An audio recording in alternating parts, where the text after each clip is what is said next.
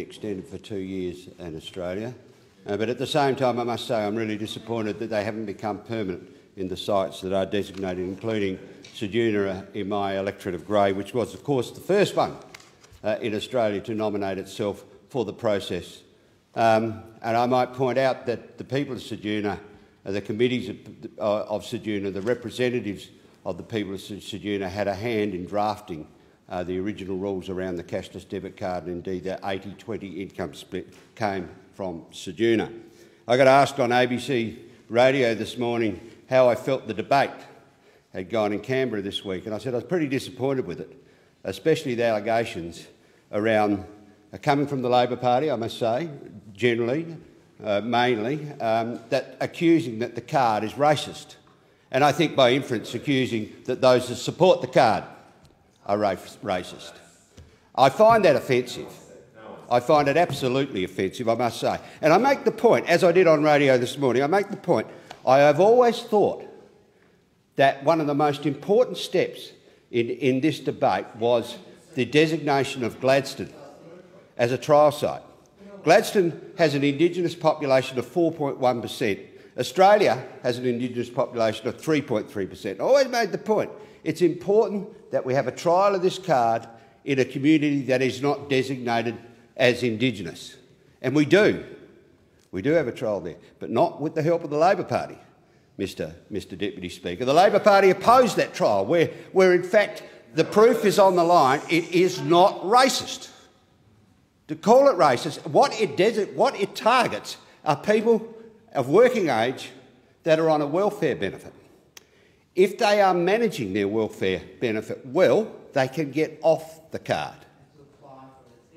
But many choose to stay on it anyhow. Now, Joe South, I don't know if you remember Joe South, Mr Deputy Speaker, but Joe South wrote and sang a song in 1969 called Walk a Mile in My Shoes. Walk a mile in my shoes before you abuse, criticise and accuse.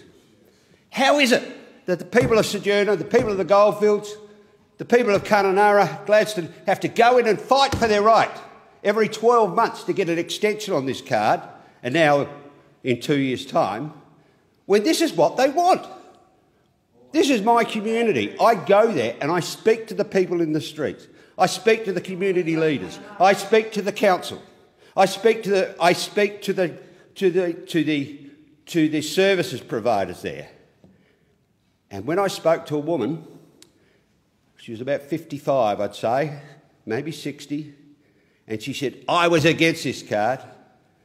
I was against this card. And then she grabbed me on the arm and she said, don't you let them take it away. But she has to still fight for the right to have this card, because we have all these people from the east of Australia, from the universities, from social services, high-paid lawyers, telling them what they should have. They don't have rights to actually to articulate for themselves. Now, it is not just the people that are on the welfare card that say keep the card. It is the rest of the community too, because they too have rights, and the card benefits them as well. The community is calmer. There is less ructions on the street. There are less people reporting domestic violence.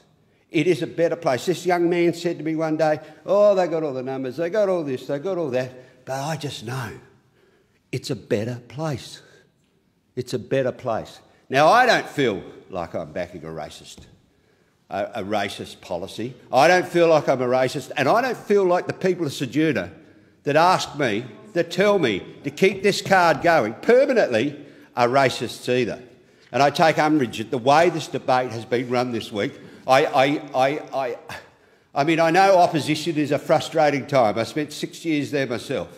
But picking away at good community policy in this way is really a very low path in, Mr Deputy Speaker. It's a very low path in.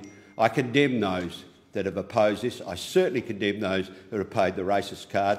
And I hope in 2 years' time, when it comes back up, we've got a different parliament and that we don't have to fight for the right to continue. I thank the honourable member and I call the member for Brand. Thanks, Acting Deputy Speaker. As we near the end of one of the most extraordinary years many of us have ever experienced, I'd like to reflect on some